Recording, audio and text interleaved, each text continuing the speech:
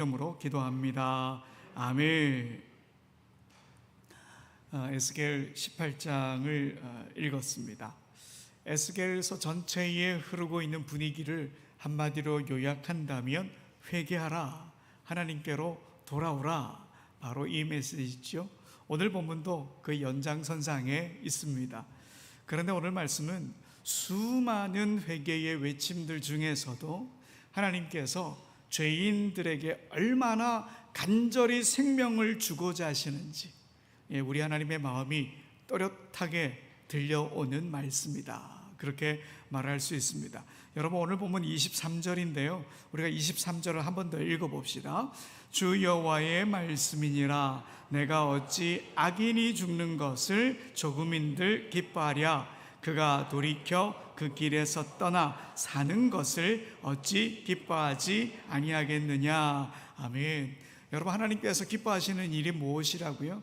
악인이 죄에서 돌이켜 하나님 앞에서 사는 일, 죄인이 회개하고 돌아올 때 하나님이 그걸 기뻐하신다, 오늘 본문이 이야기하고 있습니다. 그런데 여러분, 문제는 하나님의 이 간절한 외침을 듣고 있는 이스라엘 백성들의 태도입니다. 그들은 지금 하나님께 항의하고 있습니다. 하나님의 길이 공평하지 않다는 거예요. 너무 불공평하다는 거예요. 여러분, 도대체 왜 이런 이야기를 그들이 말하느냐? 에스겔 18장 전체적으로 보면 이스라엘의 이런 불평 섞인 항의는 두 가지 핵심이 있습니다. 첫 번째는 뭐냐? 지금 자기들이 바벨론에 끌려와 있고 나라가 무너진 그 상황, 자신들 때문에 아니라 조상들이 잘못했다라고 하는, 그래서 자기가 피해를 받고 있으니 이건 불공평한 게 아니냐 이야기하고 있는 겁니다. 에스겔 18장 2절의 말씀인데요, 우리가 함께 읽어봅시다. 너희가 이스라엘 땅에 관한 속담에 이르기를 아버지가 신포도를 먹었으므로 그의 아들의 이가 시다고 함은 어찌 됨이냐.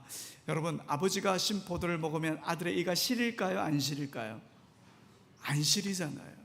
지금 나라가 멸망한 게 아버지가 신포도를 먹었기 때문에 멸망했다는 거죠. 그래서 자기들이 이가 시리다, 아주 어려운 형편에 놓여 있다는 거예요. 지금 우리가 이렇게 바벨론 포로로 잡혀온 것은 조상들 때문이고, 포로로 끌려와가지고 나라가 위태로운 건 다 조상 탓이다, 우리는 억울합니다, 이렇게 지금 이야기하고 있는 거죠.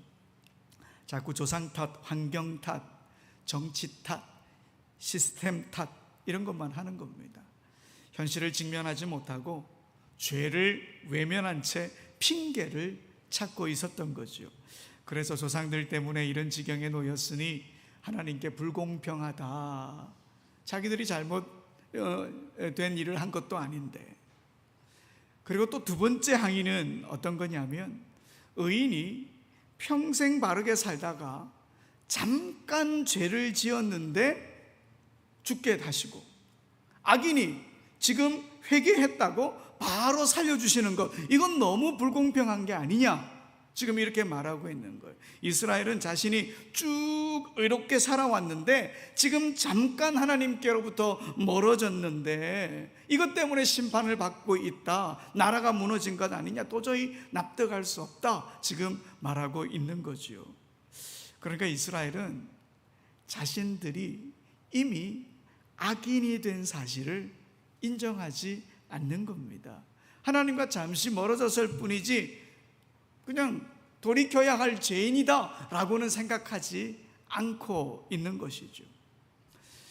과거의 영광에 머물러 있는 것, 여러분, 이런 생각, 과거의 신앙에만 매여 있는 공로주의적 신앙이다, 이렇게 말할 수 있습니다. 사실 우리 안에도 공로주의적 신앙이 들어와 있을 수 있습니다. 내가 얼마나 오래 믿었는데, 내가 교회를 위해 얼마나 헌신했는데 뭐 잠깐 실수할 수도 있는 거지, 그걸 가지고 누가 뭐라 할 수 있어? 하나님도 뭐라고 할 수 없어 라고 생각하는 거예요. 만약 우리가 이렇게 지금 생각하고 있다면 이건 신앙이 아니라 종교적 거래입니다. 하나님과의 관계가 아니라 마치 신용카드에 포인트 쌓듯이 믿음 생활을 지금 그렇게 하고 있는 거예요. 물론 사람은 실수할 수 있습니다. 물론 넘어질 수도 있지요. 하지만 하나님 앞에서 공로주의적 신앙이나 스스로 쌓은 의로움을 붙들고 살아가는 태도, 이런 건 분명히 신앙인으로서 버려야 합니다.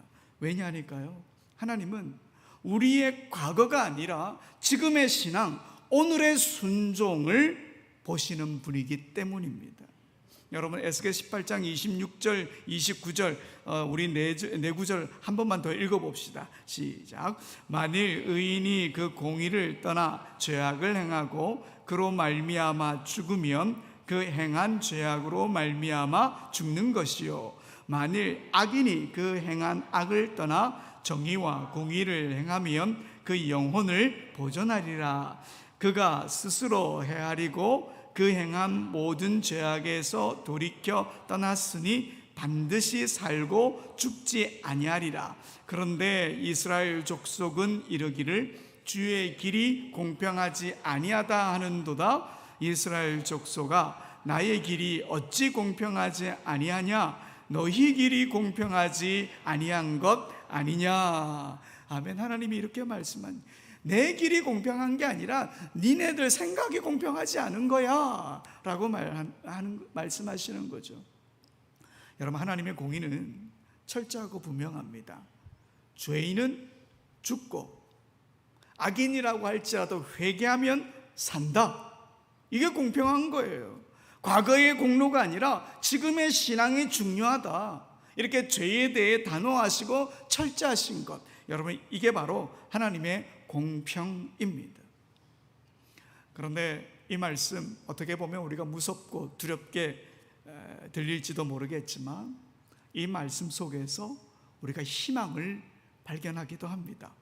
과거가 아무리 엉망이라도 지금 돌이키면 어떻다고요? 산다 하는 거예요. 여러분, 이게 하나님의 메시지입니다. 에스겔 18장 32절, 오늘 마지막 절인데 한번 읽어볼까요? 시작. 주 여호와의 말씀이니라. 죽을 자가 죽는 것도 내가 기뻐하지 아니하노니 너희는 스스로 돌이키고 살지니라. 아멘. 너희는 스스로 돌이키고 살지니라. 이게 하나님의 본심이라고 하는 거죠. 하나님의 본심은 심판이 아니라 회복입니다. 멸망이 아니라 생명입니다. 하나님은 우리가 망하는 것 보고 싶어 하지 않으십니다. 우리가 돌아오고 새롭게 살아가기를 원하십니다. 하나님의 진짜 소원은 모든 죄인들이 다 돌아와서 하나님 안에서 영원한 생명을 갖고 살아가는 것, 그게 바로 하나님이 원하시는 겁니다. 그렇게 하나님께서 이스라엘에게, 그리고 오늘 우리에게 이렇게 말씀하십니다. 31절 상반절인데요, 우리 함께 읽어볼까요? 시작.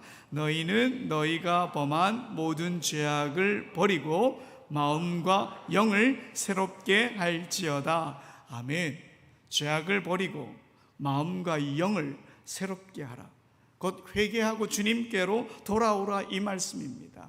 여러분, 회개는 단지 눈물을 막 흘리며 감정적으로 반응하는 것, 이게 회개가 아닙니다. 진짜 회개는 삶의 방향을 완전히 바꾸는 것, 이게 바로 진짜 회개이죠.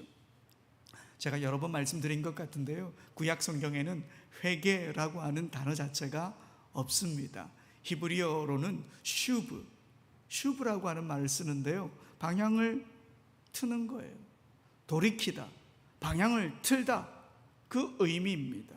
그러니까 회개란 건 뭐냐? 죄를 향해 달려가던 삶의 방향을 하나님께로 완전히 돌이키는 겁니다. 그게 바로 새 마음, 새 영입니다. 그런데 오늘 본문 우리가 원어로 보면 조금 구체적으로 설명하고 있습니다. 원어 본문을 그대로 번역하면 이런 겁니다. 스스로 새 마음과 새 영이 되게 하라, 이렇게 번역이 될 수 있습니다. 자신을 위해 스스로 새 마음과 새 영을 만들어라. 여기서는 우리의 의지와 우리의 책임을 강조하도록 되어 있습니다. 그런데 여러분, 에스겔서 다른 데 보면 새 마음과 새 영이 등장하는 또 중요한 구절이 있습니다. 바로 에스겔 36장 26절 27절입니다. 거기도 새 마음과 새 영이 나오는데요, 이렇게 말씀하십니다. 우리 읽어봅시다. 또 새 영을 너희 속에 두고 새 마음을 너희에게 주되 너희 육신에서 굳은 마음을 제거하고 부드러운 마음을 줄 것이며 또 내 영을 너희 속에 두어 너희로 내 율례를 행하게 하리니 너희가 내 규례를 지켜 행할지라. 아멘. 여러분, 우리가 에스겔 18장과 방금 읽은 이 36장 좀 다르다 하는 걸 느끼시겠습니까? 18장은 어떤 겁니까? 스스로 새 마음과 새 영이 되게 하라, 그렇게 말씀하셨고, 36장은 하나님께서 내가 너희에게 새 마음과 새 영을 주겠다, 이렇게 말씀하시는 거지요. 그러니까 새 마음과 새 영에 대해서 에스겔 18장은 인간의 책임과 의지를 강조하는 것이고요, 36장은 하나님의 은혜를 강조하고 있는 겁니다. 이 둘이 충돌하는 것처럼 보입니까? 전혀 충돌하지 않습니다. 하나님의 은혜와 인간의 결단은 대립되는 게 아니라 함께 작동하는 겁니다. 회개는 전적으로 하나님의 은혜입니다. 하지만 그 회개의 길을 걷기로 결단하는 것은 우리의 몫이다 라고 하는 것이죠. 20세기 최고의 신학자 가운데 한 사람인 칼 바르트가 그의 책 교회 교의학에서 이렇게 말합니다. 하나님의 은혜는 인간의 자유를 압도하지 않고 그 자유 안에서 결단하도록 이끄신다. 하나님의 은혜와 인간의 책임이 상충하지 않는다는 거예요. 하나님의 은혜는 인간의 자율성과 대립되는 게 아니라는 거예요. 하나님의 은혜는 우리를 강요하게 만드는 게 아니라는 거예요. 하나님의 은혜는 인간의 자율성과 대립하지 않고 오히려 인간이 참된 결단을 할 수 있도록 힘이 되어준다, 이런 의미가 있는 거죠. 여러분, 우리가 마음과 영을 새롭게 하겠다 결단하는 그 순간 성령님께서 우리 안에 일을 시작하십니다. 어느 게 먼저냐 어느 게 뒤냐, 여러분, 그거 중요하지 않습니다. 어느 게 먼저냐 뒤냐 중요한 것이 아니라 하나님의 은혜와 우리의 의지와 결단이 함께 작용해서 우리는 새 마음 새 영을 가지고 하나님께로 나아가는 것입니다. 그러니 오늘 18장을 읽을 때는 우리의 의지와 결단을 더 가져야 하는 것이죠. 힘을 다해서 새 마음과 새 영을 가져야 되겠구나, 만들어 가야 되겠구나, 내 스스로 나를 위해서 그렇게 해야 되겠구나, 그 마음을 갖고 읽어야 하는 것이죠. 그렇다면 여러분, 새 마음과 새 영 되게 하는 일, 구체적으로 어떤 것일까? 여러분, 우리는 마음이나 영이나 거기서 거기지 생각할지 모르겠지만 이 마음과 영은 구약시대 사람들은 정확하게 구분을 합니다. 마음이라고 하는 단어는 히브리 말로 레바브 혹은 레브라고 하는 단어인데요, 원래는 심장을 뜻합니다. 인간의 심장을 뜻하는 단어인데 성경에서는 사람의 지식과 감정과 의지, 전 인격의 중심을 의미합니다. 그래서 성경에서 마음이라고 하면 중심, 특별히 삶의 중심, 이렇게 이해하시면 됩니다. 그러니 새 마음이 되게 해라, 이 말은 삶의 중심이 흐트러져 있다면 다시 하나님께로 돌아와서 중심이 흔들리지 않도록 해라, 그 삶의 방향을 흔들리지 않고 쭉 가게 해라, 그게 바로 마음과 관련되었다, 그렇게 생각을 합니다. 그리고 영은 뭐냐? 여러분, 우리가 잘 아는 히브리어 단어입니다. 루아흐라고 하는 단어입니다. 바람, 호흡, 생기, 숨, 이런 뜻이죠. 하나님의 영 또한 이 루아흐라고 하는 단어입니다. 우리가 살아가는 데 있어서 힘을 공급하는 에너지가 바로 이 영입니다. 우리가 생기가 돈다라고 말할 때 이게 바로 영이 새로워진다는 그런 의미이기도 하죠. 혹 마음과 영, 거기서 거기라고 생각할지 모르지만 구약시대의 사람들은 마음은 뭐냐? 삶의 중심, 삶의 방향을 정하는 내비게이션이다, 이렇게 생각을 하는 거예요. 그러면 영은 뭐냐? 그 길을 갈 수 있도록 만드는 동력이고 에너지고 힘이다, 이렇게 생각을 하는 겁니다. 그래서 새 마음과 새 영은 바른 방향과 바른 동력을 함께 갖춘 상태를 의미하는 거죠. 마음은 삶의 방향을 결정하고 삶이 흔들리지 않도록 만드는 것이라면 그렇게 할 수 있도록 에너지를 주는 것이 영이다, 이렇게 생각을 한 겁니다. 그래서 여러분, 우리의 마음이 흔들리고 낡아지게 되면 우리의 삶의 중심도 흔들리게 되겠죠. 예배의 중심도 흔들리게 되겠죠. 예배는 그냥 형식이 되어버리고 맙니다. 마음의 중심이 무너지면 기도도 습관이 되어버리는 것이죠. 또 우리의 영이 무뎌지고 무거우면 죄 앞에서 무기력하게 됩니다. 죄를 제대로 구별하지 못하게 되죠. 말씀을 들어도 깨닫지 못하고 말씀 속에서 힘을 느끼지도 못하는 겁니다. 여러분, 성경에 보면 영이 무뎌진 사람을 어떻게 표현하느냐, 이삭 같은 경우에는 눈이 어두워졌다 이렇게 이야기합니다. 엘리 제사장 같은 경우에는 어떻게 이야기했냐, 비둔해졌다 이렇게 설명을 하는 것이죠. 여러분, 눈이 어둡고 비둔해지면 힘을 제대로 쓸 수 없잖아요. 우리의 영도 마찬가지인 거예요. 우리의 영은 우리의 마음을 딱 다잡았던 것들을 할 수 있도록 힘을 주는 거예요. 그러니 여러분, 우리가 하루하루 새 마음, 새 영을 갖고 살아야 하는 겁니다. 날마다 우리 자신에게 물어야겠죠. 내 마음은 흔들리지 않고 있나? 하나님을 향한 중심은 바로 서 있나? 물어야 하는 겁니다. 또 내 영은 무뎌져 있지 않는가? 내 영은 지금 깨어 있는가? 말씀을 들을 준비가 되어 있는가? 하나님께로부터 힘을 공급받고 있는가? 이렇게 우리 자신에게 물어야 하는 거예요. 여러분, 아침에 일어나면서 이렇게 기도하십시오. 하나님, 새 마음과 새 영으로 살아가게 해주십시오. 또한 성령님, 내 마음과 영을 새롭게 하시는 은총을 부어주십시오. 이렇게 기도하며 하루를 시작하는 거예요. 또 하루를 마치면 어떻게 할까요? 하나님, 오늘도 제 마음과 영을 지켜주셔서 감사합니다. 다시 무뎌지지 않게 하시고 내일도 나를 새롭게 해주십시오. 그렇게 기도하며 하루를 마무리하는 것이지요. 사랑하는 여러분, 우리 하나님 공평하십니다. 어떻게 공평하시느냐? 죄에 대해서 공평하십니다. 죄의 삭은 사망이다. 하지만 회개를 통해 살 길은 열려 있다. 돌아오라.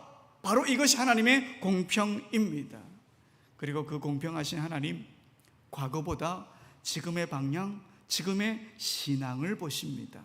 어제의 순종보다 오늘의 순종을 우리 하나님 기뻐하십니다.